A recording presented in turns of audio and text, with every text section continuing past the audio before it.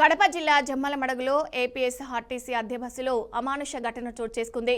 పొద్దుటూరు నుంచి జమ్మలమడుగు వచ్చే బస్సులో ప్రయాణించిన ఎక్స్ మిలిటరీ రవీంద్రనాథ్ ఠాగూర్ బస్సులోనే మృతి చెందారు. సమాచారం ప్రకారం మృతుడు మద్యం సేవించి ప్రయాణం చేస్తున్నారని తెలుస్తుంది. బస్ పార్క్ చేసిన తర్వాత డ్రైవరు రామాంజలారెడ్డి మృతుడిని దిగమని చెప్పాడు. అయితే కాసేపు ఆగిపోతానని రవీంద్రనాథ్ చెప్పడంతో డ్రైవర్ అక్కడి నుంచి వెళ్లిపోయాడు.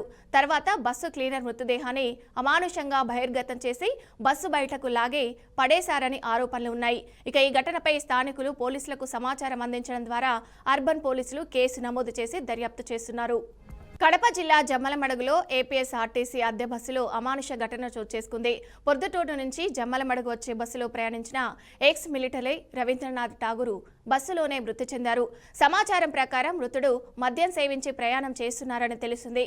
అయితే బస్ పార్క్ చేసిన తర్వాత డ్రైవరు రామాంజలారెడ్డి మృతుడిని దిగమని చెప్పారు. అయితే కాసేపు ఆగిపోతానని రవీంద్రనాథ్ చెప్పడంతో డ్రైవర్ అక్కడి నుంచి వెళ్లిపోయాడు.